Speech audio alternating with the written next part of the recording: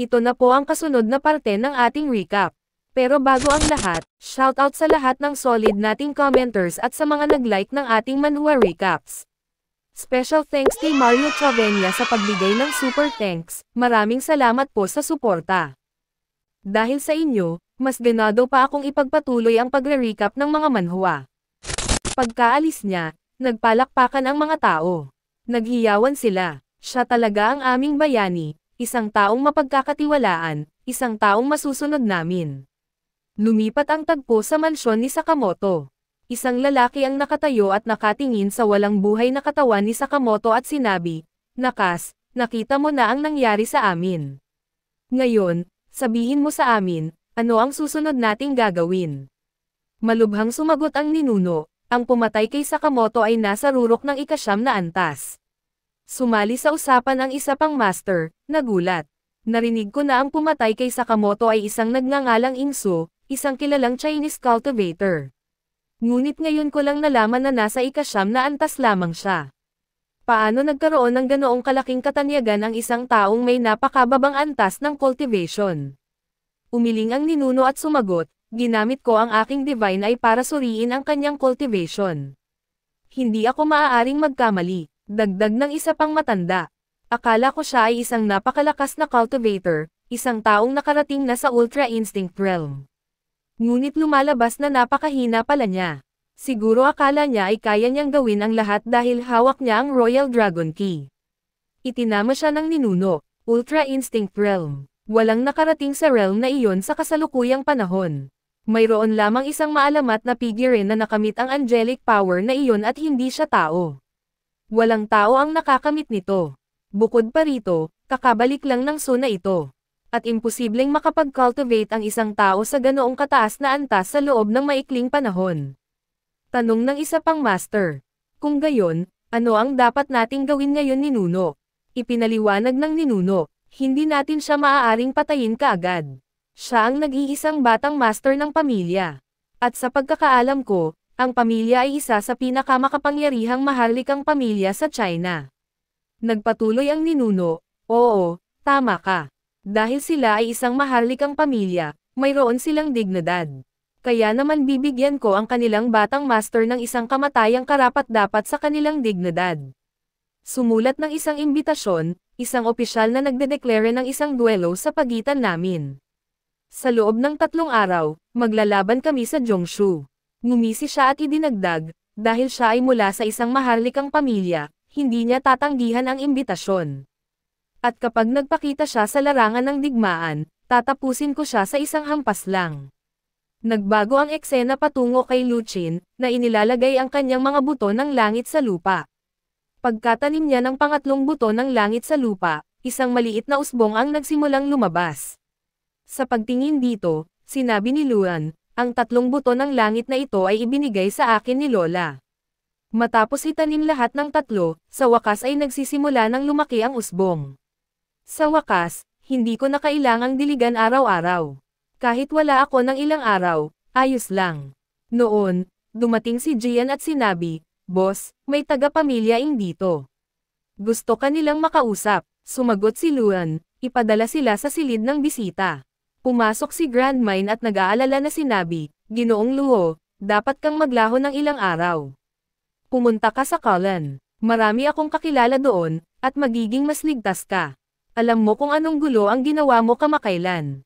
Kung personal akong hihingi ng tawad sa mga matatanda ng angkan, malamang na patatawarin ka nila, ngunit hanggang noon, kailangan mong magtago." Kalmadong sumagot si Luan, "Lola, sana sumang-ayon ako sa iyo, ngunit sa kasamaang palad, huli ka na." Tinanggap ko na ang imbitasyon. Nang marinig ito, kitang-kita ang gulat ni Grand Ming. Nagmamadali niyang sinabi, "Ginoong Luo, ang kalaban mo ay ang ninuno ng sekta ni Sakamoto. Alam kong malakas ka, ngunit hindi mo pa narating ang Ultra Instinct realm. Gaano man natin pag-usapan ang paghawak sa langit habang nakatayo sa lupa, ang totoo ay hindi tayo magiging pantay sa langit." Mga iniisip ni Lucien, "Noon, kailangan kong magtipon ng napakalaking enerhiya para linangin ang banal na kasulatan ng aking emperador. Ngunit ngayon na tumaas ang enerhiya ng Earth, automatikong lumilinang ang banal na kasulatan ng aking emperador. Tinatanong ng mga tao kung bakit ko pinataas ang enerhiya ng Earth, ngunit hindi nila alam na ako ang pinakanakinabang dito. Habang pinag-uusapan ni Lola ang Ultra Instinct Realm, matagal ko nang pinagkadalubhasaan ito. Ang bilis ng aking paggalaw ay 10 beses na mas mabilis kaysa sa bilis ng liwanag. Itinatago ko lang ang aking kapangyarihan. Kung ilalabas ko ito, magsisimulang mag-react ang mga puwersa sa itaas ng kaharian na ito. Ang hinihintay ko na lang ngayon ay ang pamumulaklak ng aking mga halaman. At kapag nangyari iyon, magiging ako ang pinakamakapangyarihang nilalang sa mundo ng mga Diyos. Nang simulan kong maglinang batay sa mga patakaran ng mundo ng mga Diyos, nalampasan ko ang lahat ng tao sa Earth. Matatag na sinabi ni Luan, Lola, tama ka. Walang sino man na nakatayo sa lupa ang makakarating sa langit. Ngunit kung taglay mo ang tunay na kapangyarihan, maging ang mga emperador ng langit ay yuyuko sa iyo. Isa sa mga matatanda sa tabi ni Lola, na halatang iritado, ang nagtanong, bakit mo tinanggap ang imbitasyon? Hindi mo ba naiintindihan na pagkatapos ng iyong kamatayan, ang unang target ay ang pamilya Ing? Hanggang ngayon, naniniwala ang lahat na buhay pa ang batang master. Ngunit kapag namatay ka ng hayagan, paano natin mapapanatili ang kasinungalingan? Idadamay mo ang buong pamilya natin. Bago pa siya makapagsalita, biglang sumigaw si Lola. Tama na. Hayaan mo akong magsalita. Pagbilang kay Luchin, malumanay niyang sinabi, Ginoong Luo, alam kong kahanga-hanga ang iyong ambisyon, at sa kabila ng iyong kabataan, napakalakas mo na. Sigurado akong makakamit mo pa ang mas pambihirang mga bagay sa hinaharap. Ngunit para lang sa kapakanan ng dignidad, bakit ipagsapalaran ang hinaharap na iyon? Hindi ko hinihiling na magmakaawa ka ng kapatawaran o sumuko. Hinihiling ko lamang na magtago ka muna. Ipaubaya mo sa akin ang natitira. Magalang na sumagot si Luchin, Lola, gusto kong linawin ang isang bagay. Nang iugnay ko ang aking pangalan sa pamilya Ing, hindi ko dinala ang iyong reputasyon sa aking balikat. Inilagay ko ang akin sa iyo. Napakalaki ng aking reputasyon na hindi ko kailanman hahayaan kahit ang aking lola, kahit na pangalan lamang, ay yumoko kan inuman. Kung talagang gusto mo akong maintindihan, itigil mo na ang pag-aaksaya ng iyong hininga at umalis ka na. Naisip ni Lola na may pag-aalala. Hindi makikinig ang batang ito. Ano man ang napagdesisyonan niyang gawin, gagawin niya ito hanggang sa huli. Ipinaliwanag ng tagapagsalaysay na si Wong Chin-chen, ang ninuno ng bundoklo, ay hayagang hinamon si Enzo sa isang duelo. Mabilis na kumalat ang balitang ito. Sa loob lamang ng 3 araw, di mabilang na mga cultivator ang dumagsa sa lungsod ng Zhongzhou, lahat ay sabik na saksihan ang tinatawag na isang maalamat na labanan. Nagbago ang eksena sa lungsod ng Zhongzhou. Isang batang babae mula sa Jiang sect ang sumigaw, wow, ang daming tao ang nagtipon dito ngayon. Halos lahat ng malalaking pangalan sa cultivation ay narito. Dagdag pa ng isa pang babae na tuwang-tuwa. Siyempre, si Wong Chin-chan ay isang napakalakas na master. Bumalik siya pagkatapos ng libu-libong taon na pagkawala, nakulong sa loob ng isang horror game world, at ngayon ay lumalaban siya sa unang pagkakataon. Kaya naman lahat ay tuwang-tuwa. Usisang tanong ng unang babae, narinig ko na nakita mo si Enzo. Ano sa tingin mo ang antas ng kanyang cultivation? Tumanggo ang pangalawang babae. Oo. Nakita ko siya ilang araw na ang nakalipas nang magpakita siya. Sa pagkakaalam ko, nasa 9 na antas lamang siya ng paggising, ngunit hindi ko maintindihan. Bakit ang isang taong nagtatago ng maraming taon ay biglang sisalang sa isang laban ng kamatayan? Alam ng lahat na ang pagharap sa isang napakalakas na master ay walang pinagkaiba sa pagpapakamatay. Sumagot ang unang babae, ngunit kahit ang 9 na antas ng paggising ay napakabihira. Gaano nga ba kalakas si Wong Chin-chen? Ipinaliwanag ng pangalawang babae, hayaan mong bigyan kita ng halimbawa. Ang kapangyarihan ng aming batang master na si Su sa 9 na antas ay parang busog at pana. Samantala, ang kapangyarihan ni Wong Chin-chen, ang ninuno ng bundoklo, ay parang tangke. Maaaring matalo ni Inso ang isang kaaway, ngunit kayang sirain ni Wong Chin-chen ang isang buong lungsod sa isang suntok. Ang unang babae ay natigilan. Kung talagang ganoon siya kalakas, bakit hindi nagpapakita ang mga taong tulad niya para protektahan ang ating bansa? Mapait na sumagot ang pangalawang babae, iyan ang totoo. Ang mga nangungunang cultivator na ito ay walang pakialam sa bansa. Ang tanging pinapahalagahan nila ay ang pagpapalaki ng kapangyarihan ng kanilang sariling mga angkan. Si Wong Qin-chan ay mula sa sekta ng Lu Mountain, at mayroon pang 4 na iba pang malalaking pamilya na tulad ng sa kanya. Narinig ko na lahat sila ay may mga master sa Ultra Instinct level. Hindi ko alam kung gaano kay totoo iyon, ngunit kung totoo, kung gayon sila ay hindi kapani-pani walang malakas. Ang unang babae ay nagtanong, ano ba talaga ang Ultra Instinct level na kinakatakutan mo? Ipinaliwanag ng pangalawang babae, sa Ultra Instinct level, ang isang cultivator ay nagtataglay ng Holy Ring Dimension. Sinasabing ito ang kapangyarihan mismo ng mga anghel.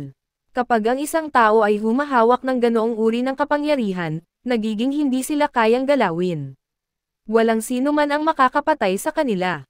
Huminto siya, pagkatapos ay sinabi na may nag-aalalang ekspresyon, natatakot ako na ang ating batang master na si Su ay durugan lamang sa ilalim ng paa ng ninuno na iyon.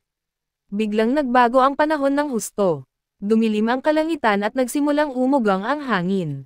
Isa sa mga nabiglang babae ang Bamulong, parating na si Anses Chan. Isa pang tao ang itinuro ang kalangitan at sumigaw, tumangala kayo. May papalapit, isang nakakasilaw na kidlat ang kumislap sa kalangitan, at lahat ay yumuko ng may paggalang, sabay-sabay na sumigaw, pagbati, Senior Chen. Sa kabila ng hindi pa personal na nakikita ang ninuno, ang mga babae ay labis nang nabibigatan sa kanyang presensya.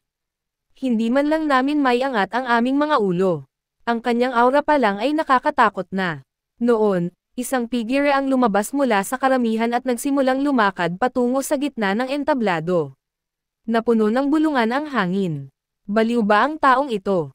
Hindi ba niya alam ang mga patakaran ng bagong mundo? Kapag naruroon ang alinman sa 4 na dakilang ninuno ng pamilya, walang sino man sa atin ang pinapayagang lumipad malapit sa kanila, lalo na ang tumayo sa harapan nila sa gitna ng hangin. Naging maingay ang damdamin ng mga tao. Ang damdamin ng mga tao ay naging maingay. Kung babastusin niya ang ninuno ng ganito, tiyak na ituturing itong insulto. Ang lalaki sa ere ay buong tapang na sumigaw, Ninuno Chin, ako si Jenga ng pamilya G. Beijing. Dumating ako upang magbigay ng isang mapagpakumbabang hiling. Mangyaring kanselahin ang duelo na ito. Hindi pa nagtatagal, kami ay inatake at ang pamilya Ing ang dumating upang iligtas kami. Inaamin kong baka nasaktan ka ng batang master, ngunit ipinapakiusap ko sa iyo na patawarin ang isang pagkakamaling iyon. Bulong ng mga tao sa karamihan ng hindi makapaniwala, hinihingi niya sa ninuno na kanselahin ang duelo. Sino ang taong ito para magsalita ng ganoon katapang sa harap ng isang ninuno? May lumapit at nagpaliwanag, hindi mo ba siya nakikilala? Iyan si Shenga mula sa pamilya Jing ng Jibei, isang kilalang pangalan sa mga cultivator. Sinasabing umabot siya sa rurok ng ika-9 na antas sa loob lamang ng 3 taon. Tinatawag siyang henyong cultivator. Idinagdag ng isa pa, narinig ko na ang kanyang kapatid ay pinatay ng God Emperor, at noon, ang kapatid ni Ingsu ang kumilos upang protektahan ang kanilang pamilya. Narito si Jenga upang suklian ang pabor na iyon.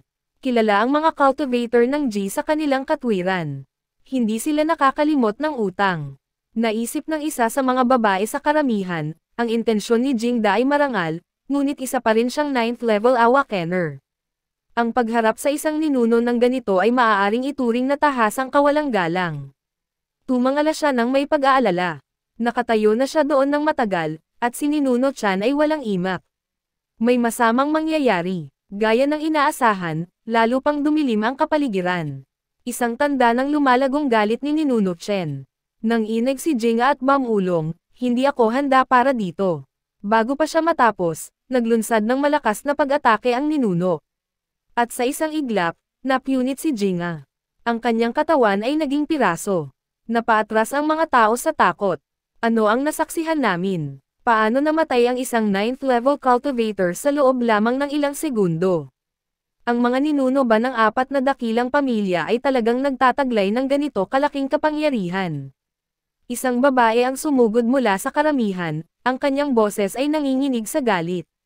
Pinatay ba nila si Jingda? May isang nakakilala sa kanya. Iyan ang asawa ni Jingda. Noon, isang patak ng dugo ni Jingda ang bumagsak sa kanyang paanan. Mabilis na nagbabala ang isang lalaki sa tabi niya, hipag, huwag kang magsalita ng anumang padalos-dalos sa harap ng ninuno. Ngunit hindi siya napatahimik, sa nagluluhang galit, sumigaw siya, Ninuno Chen, mas masahol ka pa sa halimaw. Nang atakehin kami ng God Emperor, nagtago ka na parang duwag.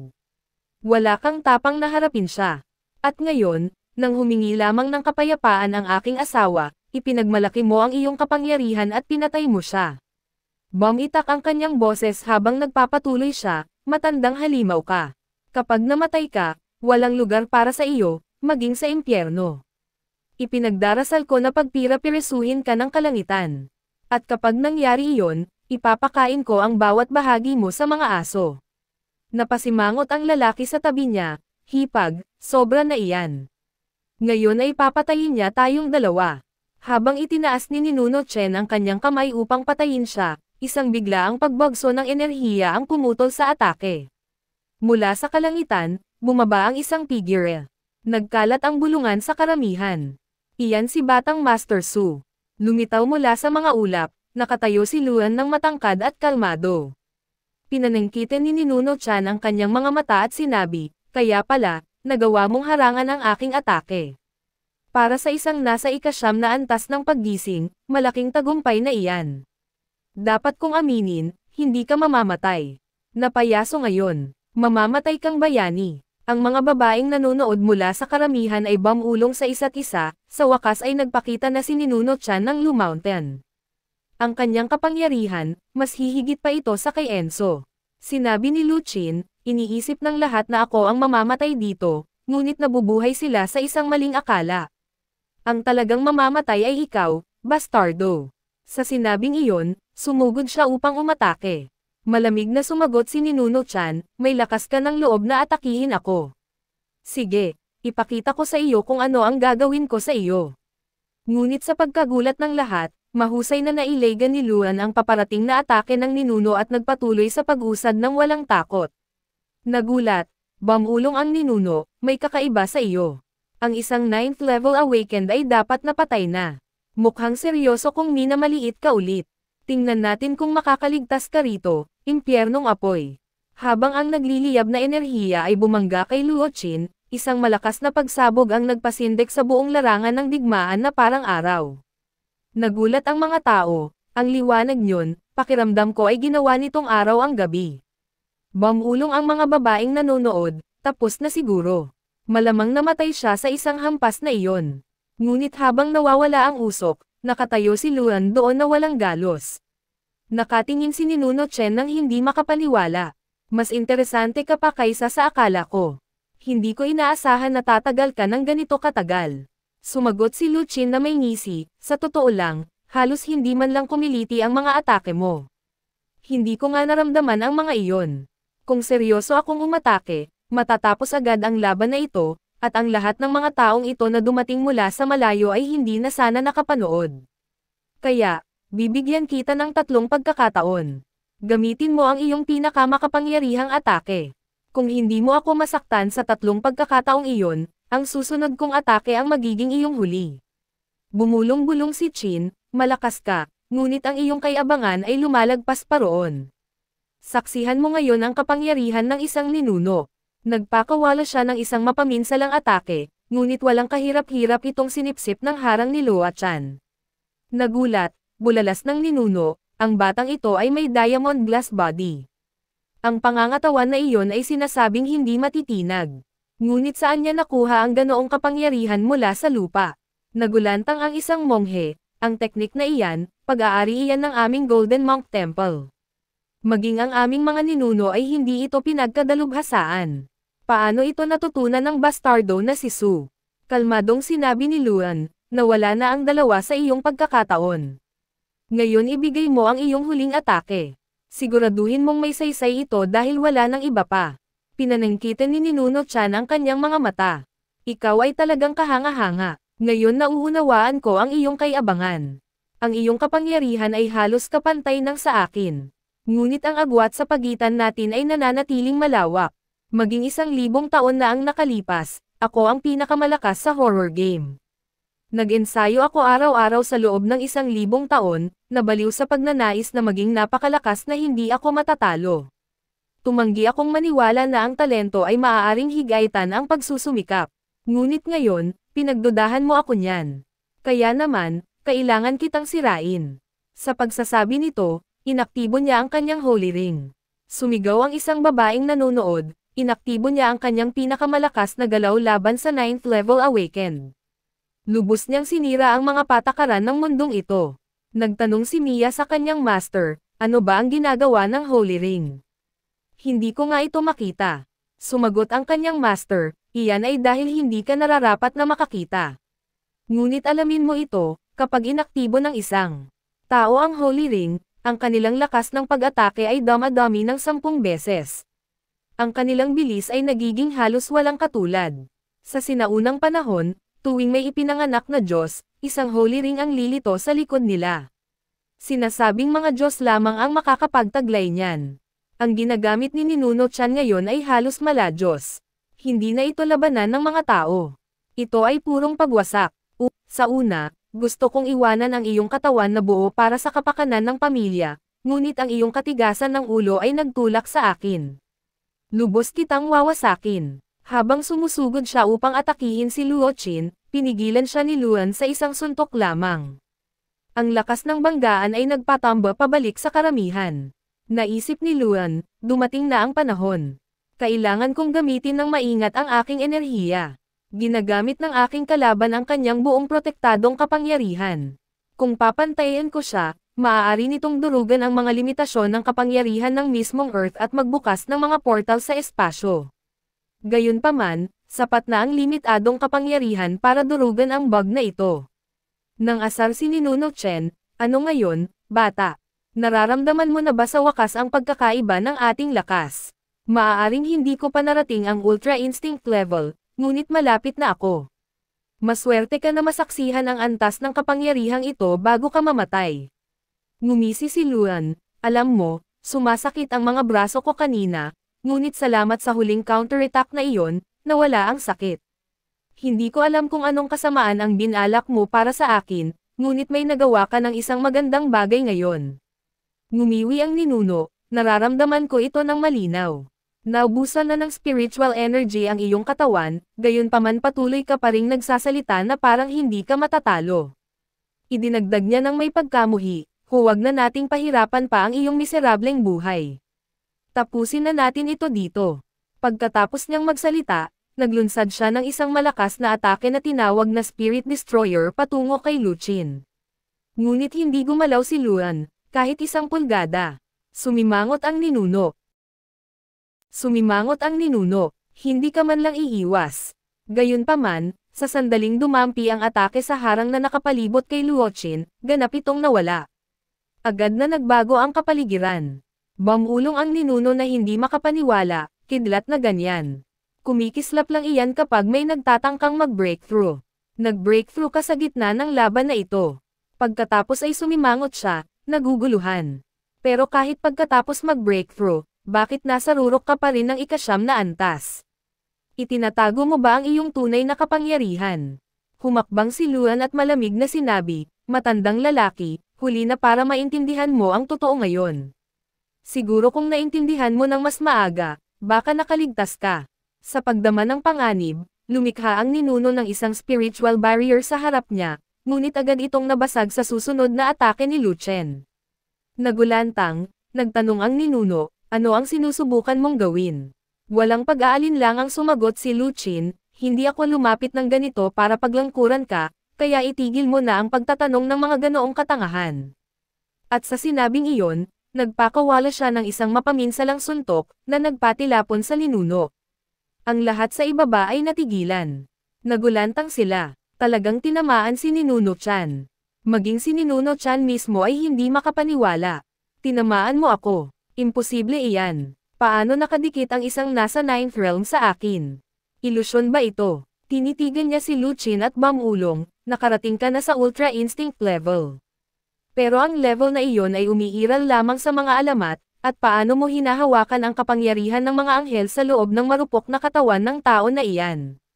Samantala, Bumaling si Mia sa kanyang master. Master, ano ang Mastered Ultra Instinct? Ipinaliwanag ng kanyang master, ito ay isang kapangyarihang itinuturo lamang sa mga Diyos ng bawat universo. Sinasabi nilang maging ang mga Diyos ay nahihirapan na makabisado ito. Ang Mastered Ultra Instinct ay isang estado na lumalampas sa lahat ng kapangyarihan, lahat ng teknik. Ginawa ito upang sugpuin ang mga Diyos mismo. Nang inig ang ninuno, hindi ito totoo. Nag-ensayo ako ng libu-libong taon, para lang madikit sa Ultra Instinct, gayunpaman ang nakatayo sa harap ko ay hindi hihigit sa 25 taong gulang. At nakabisado na niya ito. Umiling siya, patuloy na hindi makapaniwala. Ang lahi ng pamilya Ing ay hindi kailanman nagtaglay ng ganoong talento. Maging ang pinakadakila nilang cultivator, si Ingan, ay hindi kasing lakas nito. Mayroon sigurong sikretong teknik na nangyayari dito. Hindi ako magpapalin lang sa patibong na ito. Sumigaw siya ng buong paghamon, bata, wala akong pakialam kung ano ang itinatago mo ngayon. Mamamatay ka pa rin sa aking mga kamay. Nagpakawala ang ninuno ng maraming nakamamatay na atake kay Luchin sa isang galit, ngunit si Luchin, kalmadong umusad, ay nagsabi, sapat na ang narinig kong kalokohan mo. Panahon na para matuto ka ng tamang pagbugbog. At sa isang suntok na nakakabali ng buto, tinamaan niya ang ninuno ng napakalakas na maging ang kanyang holy ring ay nagkabasag-basag. Natigilan ang karamihan. Sumigaw sila, ang ninuno ng Holy Mountain ay binubugbog. Isa pang boses ang sumigaw, at hindi lang binubugbog. Ganap siyang winawasak. Ang buong labanan ay isang panig lamang. Seryosong nagsalita ang master ni Mia. Ang katawan ni Ninuno Chen ay dating itinuturing na hindi matitinag. Ito ay pinino sa pamamagitan ng Soul Fire, at ngayon ay binubugbog siya ng isang mula sa 9th level. Nakakagulat ito. Ingso. Itinatago niya ang kanyang cultivation sa lahat ng panahon. Sigurado ako na nakabisado na niya ang Ultra Instinct. Uubo ng marahas at gumagapang pabalik, nakiusap si Ninuno Chen, patawarin mo po ako. Matanda na po ako para maging lolo nyo. Sa isang pagkakataong ito lang, maawa po kayo. Ngunit hindi natin nagsiluchin. Oh, ngayon mo babanggitin ang edad.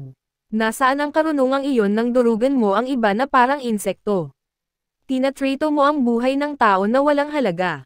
Nagdududa ako kung binigyan mo kailanman ang sino man ng pangalawang pagkakataon. At gayon pa man narito ka, nagmamakaawa para sa isa. Umiyak ang ninuno, pakiusap, bata. Patawarin mo na lang ang baliw na matandang ito. Sumusumpa ako na hindi na ako dadaan sa iyong landas muli. Ngunit nagliliyab ang galit sa mga mata ni Lucien. Nagsasalita ka tungkol sa awa, ngunit hayaan mong paalalahanan kita, dumating si Jin dito para lang magsalita, para magpakita ng pagiging makatao, at wala kang ipinakita sa kanya. Ang pinakamalungkot na bahagi, hindi ako nakarating dito sa oras para iligtas siya, at namatay siya dahil dito. Lumalim ang kanyang boses, ngunit ikaw, hindi kita hahayaan. Mamamatay ka tulad ni Shen. Sumigaw si Ninuno Chin, hindi, pakiusap, huwag mong gawin ito. Ngunit bago pa siya matapos, sumabog ang kanyang katawan sa mismong lugar kasabay ng pagkamatay ni Ninuno Chen. Isang nakakapanindig balahibong katahimikan ang bumalot sa larangan ng digmaan. Libo-libo ang nagtipon doon, ngunit walang ni isang tunog ang nanatili. Para bang huminto ang oras. Ipinaliwanag ng tagapagsalaysay na sa sandaling nawasak si Ninuno Chan, ang lahat ay napipi. Iisa lang ang tanong sa kanilang isip, paano natalo ni Enzo ang isang tulad niya? Walang makaintindi kung paano nahabol ni Enzo ang ganoong kalaking agwat sa kapangyarihan ng walang kahirap-hirap, ngunit malinaw ang resulta. Ang labanang ito ang nagmarka ng isang pagbabago.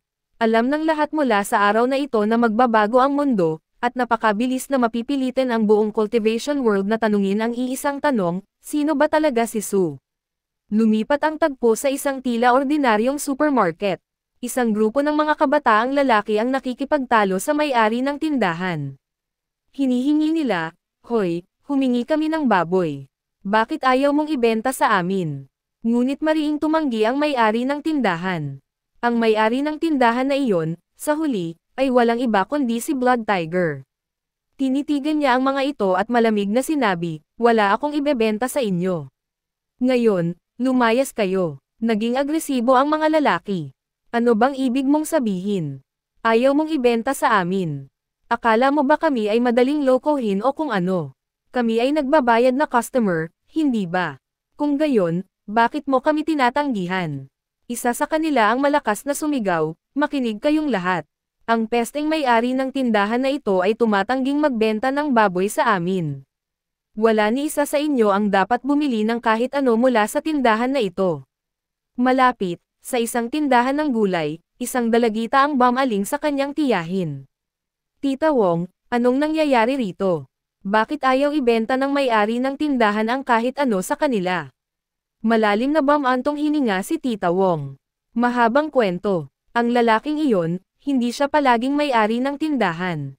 Dati siyang mataas na opisyal sa hukbo. 4 na taon na ang nakalipas, naglingkod siya sa ilalim ni Luigi, ang pinakarespetadong tao sa lungsod noon. Ngunit pagkatapos mawala si Luigi, lahat ng sumunod sa kanya ay alinman sa pinatapon o winasak. Ang lalaking ito, isa siya sa kanila. Pinalayas siya sa hukbo. Mula noon, namuhay siya ng tahimik hanggang kamakailan. Dagdag pa ni Tita Wong, nakita niya ang kanyang nobya isang araw habang namimili sa mall. Mula siya sa isang napakayamang pamilya. Isang babae ang nakarinig at nagsabi, maganda naman yata iyan, hindi ba? Umiling si Tita Wong. Napakabuti ng babae, pero hindi sang-ayon ang pamilya niya. Sabi nila, kung hindi niya kayang panindigan ang kanyang posisyon, bakit sila maniniwala na kaya niyang tuparin? Ang kanyang mga pangako, may iba na silang inayos para sa kanya. Huminto siya at sinabi, malamang kilala mo rin siya, si Leang, ang pinakakasuklam-suklam na batang master mula sa pamilya Yang. Lahat ng mga bugok na iyon ay nagtatrabaho para sa kanya. Biglang pumasok si Leang sa eksena, may panunuya sa kanyang boses. Sinabi ni Leang, Kuya Blood Tiger, ay teka, ibig kong sabihin ay dating opisyal na si Shingdo. Mukhang maganda ang negosyo, kung kaya mong tanggihan ang mga tauhan ko. Nanatiling tahimik si Blood Tiger, hindi siya binigyan ng tugon. Tumawa si Leang at nang asar. 30 pesos lang bawat kilo ang baboy. Magkano man ang ibenta mo, hindi iyan sapat para iligtas ang kasal mo. Swerte mo at nagkita tayo ngayon. Nagdagdag siya ng bahagya, kilala ko ang nobya mo noong high school pa kami. Dahil magkakilala naman tayo, paano kung pahiramin kita ng pera para sa kasal? At huwag kang mag-alala, hindi mo na kailangan bayaran. Sa halip, may gusto akong ibang kapalit. Hayaan mong isama ko muna ang nobya mo sa kwarto, at pagkatapos ay pwede ka nang umalis. Nang marinig iyon, dumilim ang mukha ni Blood Tiger. Ibinagsak niya ang kanyang kutsilyo sa counter sa galit. Bastardo ka, Leon, ano ang sinabi mo? Ngumisi si Leang. Oh, narinig mo pala ako. Gusto mong ulitin ko. Humakbang siya at nang asar, dati kang opisyal, hindi ba? Galit na galit ka siguro. Sige, kunin mo ang kutsilyo na iyan at saktan mo ako. May kahanga-hanga kang pangangatawan. Kung aatake ka sa amin, walang sino man sa amin ang makakatayo laban sa iyo, ngunit hindi mo gagawin dahil wala ka ng lakas ng loob. Lumapit siya at mamulong, ang dati mong amo, si Lu Wuji, ay nakasakit ng masyadong maraming tao. Ngayon hinahanap silang lahat ng kanyang dating mga kakampi. Mga taong tulad mo, kung hindi ka ipinagtanggol ni General Su Ling Chao, patay ka na sana. At kung susubukan mong hawakan ako ngayon, sisiguraduhin kong mamamatay ka, at isasama ko ang mga kaibigan mo. Ang kanyang mga banta ay naging sanhi ng labis na pagkabalisa ni Blood Tiger. Noon, dumating ang kanyang nobya sa eksena na may galit sa kanyang boses. Sumigaw siya kay Leang, ilang beses ko bang sinabi sa iyo na huwag mong guluhin si Shingdo? Pero mukhang hindi ka nakikinig sa akin. Nagalit si Leang, Hanrua, paano ka naging ganyan kagaslo sa akin?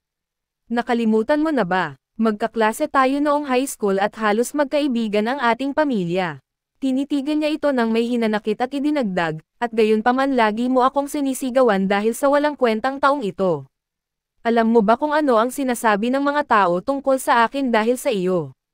Lahat ay nang-aasar sa akin. Sinasabi nila, kahit ako ang batang master ng pamilya Yang, hindi ko man lang kayang tapatan ang isang maliit na nagtitinda ng baboy. Ngunit nanindigan si Hanrua. Ano ang kinalaman niyan sa akin? Bakit mo pinapansin kung sino ang pakakasalan ko? Makinig ka ng mabuti. Hindi kita gusto. Kahit gaano karaming basura ang sabihin mo tungkol kay Kuya Jingdo, siya pa rin ang pipiliin ko. Pagkatapos ay bumaling siya kay Blood Tiger at malumanay na idinagdag, Kuya Jingdo, pakiusap, isara mo na ang tindahan mo. May mahalaga akong kailangang pag-usapan sa iyo. Gusto kang makilala ng aking ama. Tumanggaw si Blood Tiger. Sige, tara na. Habang naglalakad sila palayo, sumigaw si Leyang sa kanila, hinti lang kayo. Sisiguraduhin kong pagsisisihan ninyo ito. Lumipat ang tagpo. Dinala ni Hanrua si Blood Tiger para makipagkita sa kanyang ama. Ngumiti ang kanyang ama at sinabi, halika. Umupo ka. Kumain ka. Jingdo, pinapante kita rito sa isang mahalagang dahilan. Alam kong gusto ka ng aking anak na babae ng husto. Bilang kanyang ama, sinubukan ko siyang kumbansihin na iba ang pipiliin, ngunit hindi siya nakinig. At ngayon, ay nagpasya akong huminto na sa pagtutol. Sumang-ayon ako sa kasal, lumapit siya at idinagdag. Pero alam mo na kung gaano karespetado ang pamilyahan sa syudad na ito. Umaasa akong iyan ay isa sa alang-alang mo at maghohost ng isang engranding kasal na karapat-dapat sa ating reputasyon. Sumingit si Hanrua, pero dad, malaki na ang bayad bigay ng Kuya Jingdo. Bakit hindi na lang natin asikasuhin ang kasal? Kumunat ang noo ng kanyang ama. Hindi mo kailangang magsalita ngayon. Inaamin kong hindi tayo ang pinakamakapangyarihang pamilya, pero kilala pa rin tayo. Kung ako ang sisigot sa gastos ng kasal, kukwestiyonin ng mga tao ang ating katayuan. Pagkatapos ay bumaling siya kay Blood Tiger at sinabi ng may paggalang, Jingdo, ipinagkakatiwala ko sa iyo ang aking anak. Hindi kita papunahin o kokontrolan, pero kailangan kong malaman kung gaano mo siya kayang alagaan. Kaya naman ituturing ko itong kasal na parang isang pagsubok. Tumingin si Hanrua kay Blood Tiger ng may pag-aalala at bamulong, Kuya Jingdo, bitag ito. Pakiusap, huwag kang mahulog. Saan ka kukuha ng ganoong kalaking pera? Kalmadong ngumiti si Blood Tiger. Naiintindihan ko. Huwag kang mag-alala. Ako ang bahala sa lahat. Tumanggo ang kanyang ama bilang pag-aproba. Masaya akong marinig iyan. Nagbago ang tagpo sa opisina ni Master Jiang. Nakaupo si Master Jiang sa harap ng isang mayamang sheikh mula sa Middle East na nakikibahagi sa isang tensyonadong negosasyon sa negosyo. Nagprotesta si Pan, Sir, pumirma kayo ng 10 taong kontrata sa amin. 4 na taon pa lang ang lumipas. Bakit nyo biglang kinakansela ngayon? Kung kanselahin nyo ang kasunduan na ito, may utang kayong 10 bilyon sa amin. Samandal ang sheikh at ngumiwi, 10 bilyon. Hindi ba't medyo sobra iyan? Tinitigan niya si Master Jing ng diretso sa mata at sinabi, patawarin mo ako, Boss Shang, ngunit hindi ka pa rin natututo.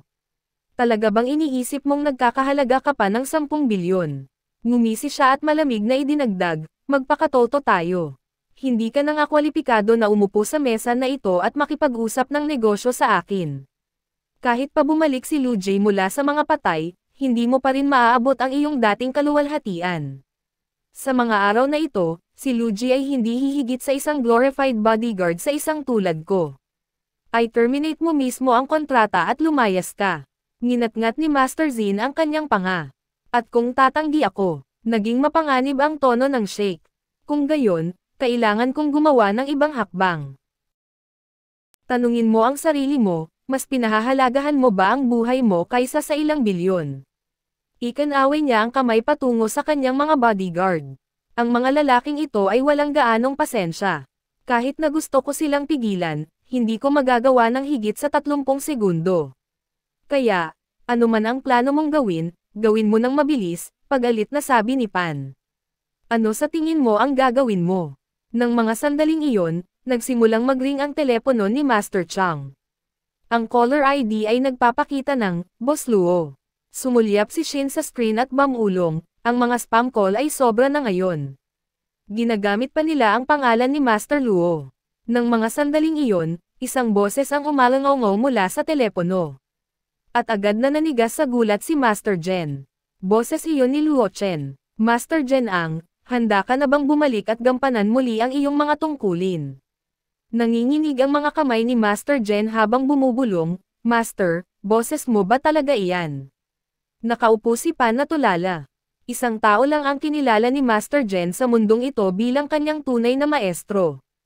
Kung tinatawag niya itong Master sa telepono, totoo nga kaya. Pagkatapos ay tumanggaw si Master Jen na may panibagong pagpapasya. Naiintindihan. Ituring mong tapos na ang gawain. Ngunit ang kalbong bodyguard ay umungol, tapos na ang oras. Sinasabi ko sa iyo sa huling pagkakataon. Pirmahan ang kontrata o aalis ka rito nang walang mga binti. Pinaningkitan ni Master Jen ang kanyang mga mata at malamig na sinabi, sapat na ang naririnig kong tahol mo. Lahat kayong mga aso ay sapat na ang ingay na ginawa ninyo. Sa isang suntok, nawalan ng malay ang bodyguard. Sumabog sa galit ang Sheikh, paano ka naglakas loob na saktan ang aking mga tauhan? Nakalimutan mo na ba kung paano nagbago ang mundo matapos mawala si Luigi? Wala na kayong kapangyarihan. Wala na kayong kontrol sa anuman. Nang mga sandaling iyon, ang iba pang guard ng Sheikh ay sumugod sa silid. Hinarap sila ni Master Jing ng mahinahon at ipinahayag, bumagsak ang ating mga patakaran dahil nawala ang ating pinuno. Ngunit ngayon, ang pinuno ng lupain na ito ay nagbalik. Nitong nakaraang 4 na taon, malaya kayong gumala at inakala ninyong naging makapangyarihan kayo, ngunit bumalik na ang inyong hari at ibabalik niya kayo sa inyong tamang lugar. Lumipat ang eksena sa Good Faith Wedding Company. Nakikiusap ang manager ng wedding planning company kay Blood Tiger. Brother Jingdo, naibigay ko na sa iyo ang pinakamagandang presyo. Huwag mo nang pahirapan pa ako. Walang sino man sa lungsod na ito ang makapag-aalok ng mas murang wedding package kaysa sa ibinigay ko sa iyo, buntong hininga ni Blood Tiger. Naiintindihan ko, ngunit wala talaga akong pera. Nagbigay ng mungkahi ang manager, paano kung kumuha ka ng utang? Makakakuha ako para sa iyo ng may napakababang interes, ngunit umiling si Blood Tiger. Hindi ako makakakuha ng utang. Na-blacklist na ako ng hukbo. Muling iginiit ng manager, kung gayon, manghiram ka sa mga kamag-anak. Sumagot si Blood Tiger, wala ako. Dahil sa pagkadismaya, nagtanong ang manager, paano naman ang mga kaibigan? Dahan-dahan siyang tumanggo. Mayroon akong mga kaibigan, ngunit mas masahol pa ang kanilang kalagayan kaysa sa akin. Hindi ko sila mahihingan ng pera. Kinuskos ng manager ang kanyang sentido, nag-iisip kung paano tutulong. Sa totoo lang, kung ako ang nasa posisyon mo, hindi ko man lang iisipin ang pagpapakasal. Sa ganitong kalala ng pinansyal na kalagayan, ang kasal ay lalo lang magpapahirap sa buhay ng magkapareha. Nang mga sandaling iyon, pumasok sina Crazy Knife at Yellow Demon mula sa gilid.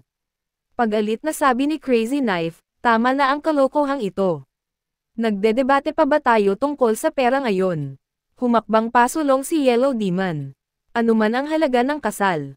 Ako ang sisigot. Ngumisi si J-King. Yellow Demon, alam mo talaga kung paano nakawin ang pansin. Idinagdag ni Faye, tutulong din ako. Wala akong gaanong pera, ngunit ibibigay ko ang lahat ng mayroon ako. Tumingin sa kanila si Blood Tiger na hindi makapaniwala, kayo. Anong ginagawa ninyo rito? Hindi ba ninyo naaalala na isang araw lang tayo pinayagang magkita? Hindi tayo dapat magtipon muli ng ganito. Ngini siya ni Crazy Knife, sino ang may pakialam sa kanilang mga paghihigpit? Pinaalis na nila ang aming Bloodfield Demon Team.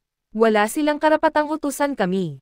Ito ay isang mahalagang sandali sa buhay ni Brother Shen. Paano kami hindi makakarating dito para sa kanya?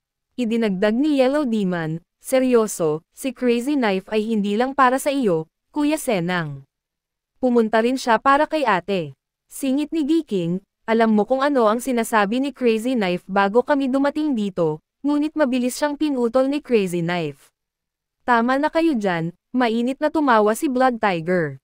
Kayo talaga ang pinakamabuting kaibigan na mahihiling ng sinuman, sabi ni Faye na nag-iisip. Manager, ipakita mo sa amin ang inyong pinakamarangyang package, tumanggo ang manager. Ayos, tapos na. Bumalik kami sa tabi ni Master Sen.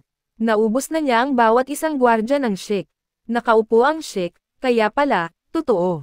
Gusto mo talagang mamatay ngayon. Wala kang ideya kung sino ang nasa likod ko. Samobra ka ngayon, at hindi ka makakalayo rito ng buhay. Tiningnan siya ni Master Jiang sa mata at mahinahong sinabi, wala akong pakialam kung sino ang nasa likod mo. Hindi rin ako interesado malaman. Hanggat nasa likod ko ang aking amo, Susuwayin ko ang sino mang gusto ko sa mundong ito, at wala akong sino mang kinatatakutan. Kasabay nito, inalis niya ang Sheik sa isang galaw. Samantala, sa tirahan ni Liang, nakatanggap siya ng update mula sa isa sa kanyang mga tauhan. Sir, lahat ay umaayon sa plano ngayon. Ina-escort ni Jingdo si Han Roa palabas ng bahay. Haharangan natin sila sa daan. Wala pang isyu sa ngayon. Ngumisi si Liang. Mabuti, Jingdo, maghintay ka lang. May napakahiwagang regalo akong naghihintay para sa iyo. Bumalik sa Bloodfield Demon Team. Nagliwanag ang kalangitan sa mga paputok. Nagdiwang ang lahat. Magsaya kayo. Sigaw ni Blood Tiger. Lahat, handa na ba kayo? Oras na para ibalik ang inyong sister-in-law. Nagpalakpakan ang team. Handa kami. Tumanggo siya. Kung gayon, lumakad na tayo. Sumakay ang lahat sa kanilang mga itinalagang sasakyan at umalis. Sa ibang lugar, tumawag ang isa sa mga tauhan ni Liang. Presidente, umalis na sila. Ngayon na ang oras para kumilos. Sumagot si Liang. Paparating na kami. Alam namin kung ano ang gagawin. Pagkatapos ay hinapakan niya ang gas, bumibilis upang harangin ang sasakyan ni Blood Tiger. Yumuko si Blood Tiger at sinabi sa kanyang driver, mag-ingat ka. Maraming sasakyan ang tila papunta sa atin. Nang mga sandaling iyon, binangga ng convoy ni Liang ang kanilang mga sasakyan mula sa harap. Lumabas si Blood Tiger, tulala. Hindi ito maaaring nagkataon. Paano bumangga ng sabay-sabay ang lahat ng ating sasakyan? Lumabas si Liang mula sa kanyang sasakyan at ngumisi. Oh, Brother Jingdo, ikaw pala iyon. Akala ko sinisira ko ang kasal ng iba, bulong ni Blood Tiger habang mahigpit na nakakuyom ang mga kamao. Narito na naman ang bastardong iyon para manggulo. Lumapit si Liang, nagkunwaring inosente. Kaya pala, papunta ka na para sunduin si Han Rua.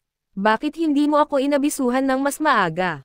Nilinis ko sana ang lahat ng trapiko para sa iyo. Sa kabutihang palad, hindi naman ganoon kalala ang aksidente. Isipin mo kung may mas malalang nangyari sa araw ng kasal mo. Napakatragiko sana nyon, hindi ba? Tumawa siya ng may panunuya. Alam mo, sabi nila, kung ma-accident ka sa araw ng kasal mo, masamang pangitain iyon. Baka hindi mo nalang sunduin ang nobya. Umungol si Blood Tiger. Liang, sumasobra ka na. Ngunit kalmadong sumagot si Liang, relax, Brother Hang. Aksidente lang iyon. Wala nang iba. May sira ang mga traffic light dito. Makapal ang hamog at mahina ang visibility. At bukod pa rito, may kasalanan din kayo. Hindi mo pwedeng isisi sa akin ang lahat.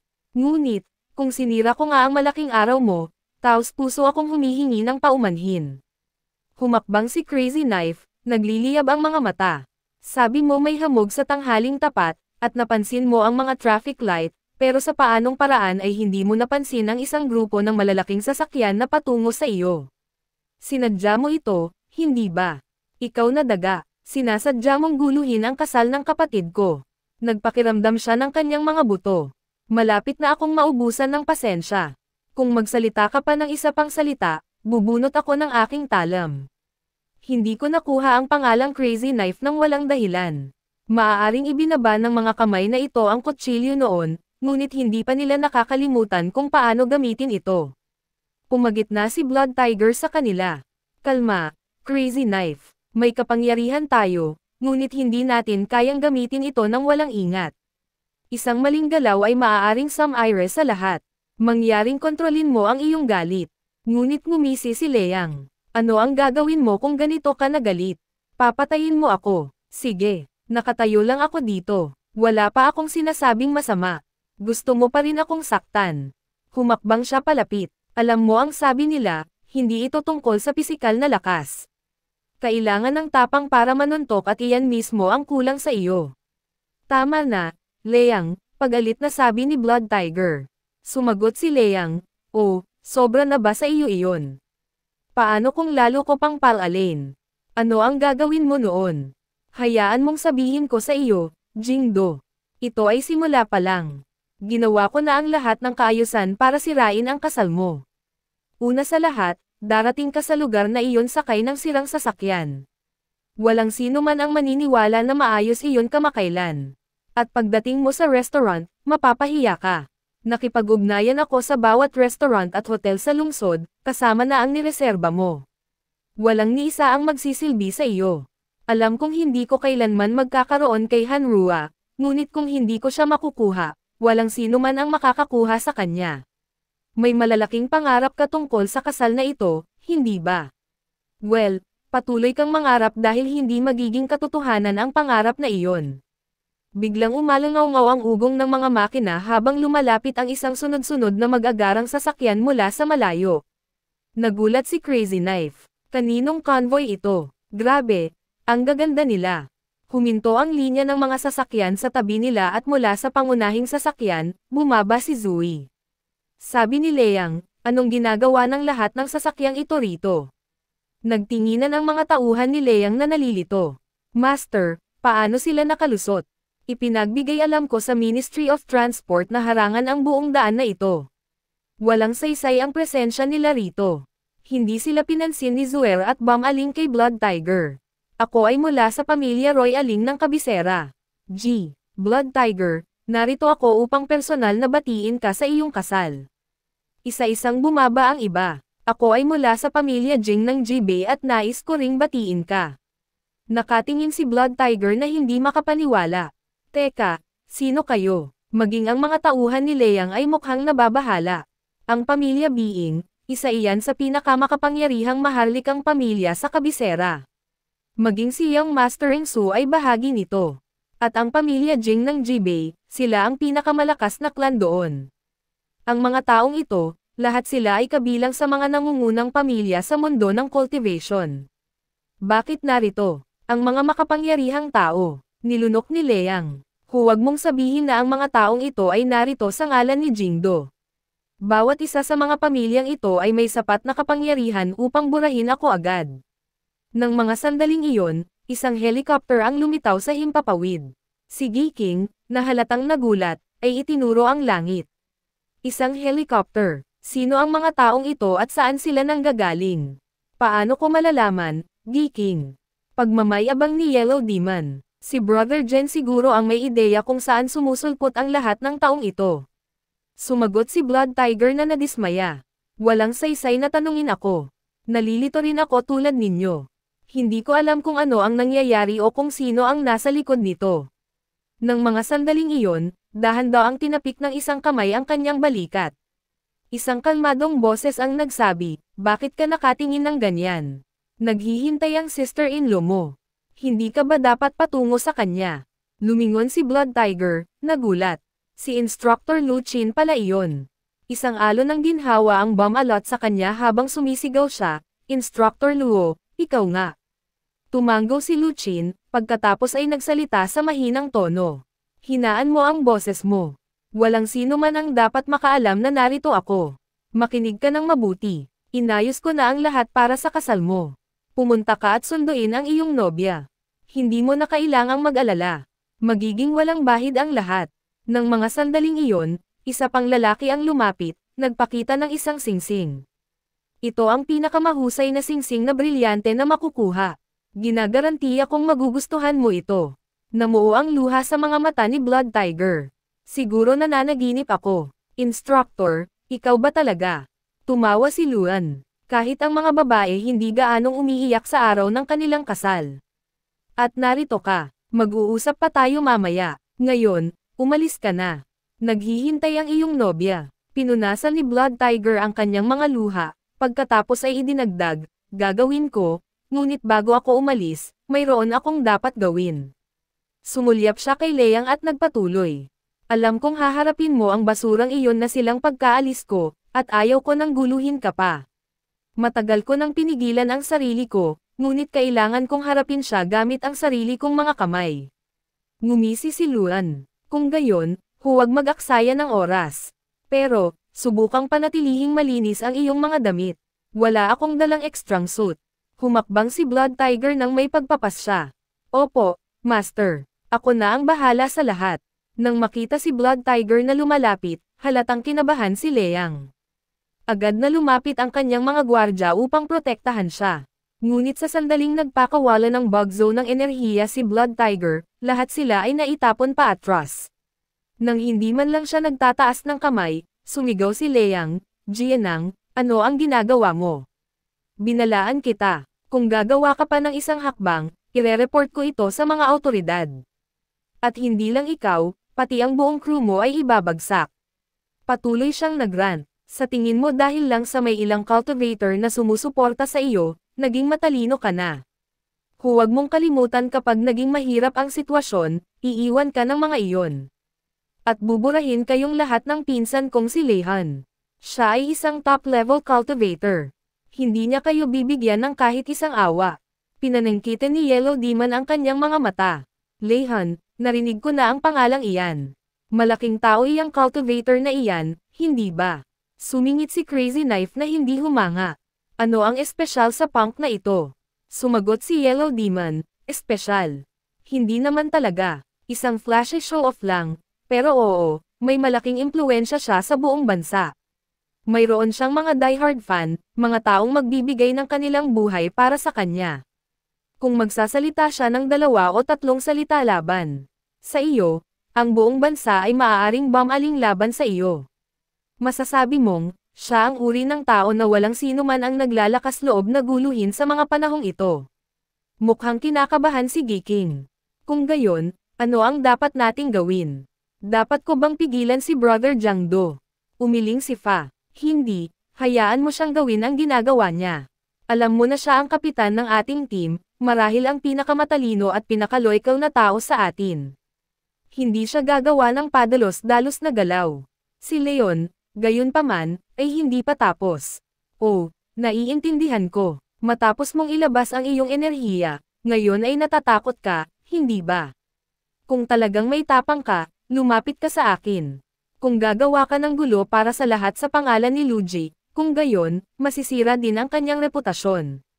Iyon ang huling patak. Sumugod si Blood Tiger at nagpakawala ng isang mapaminsalang sipa kay Lang. Sa isang suntok, lumipad pabalik si Liang at bumangga sa kanyang sariling sasakyan. Ang buong Bloodfield Demon Team ay nanatili sa ganap na pagkagulat. Umungol si Liang mula sa lupa, sumisigaw, ikaw na bastard. Pagsisisihan mo ito. Isinusumpa ko. Kalmadong sumagot si Brother Jingdo, pagsisisihan ko. Kung mabubuhay ka, sumigaw si Liang, hindi mo ito magagawa.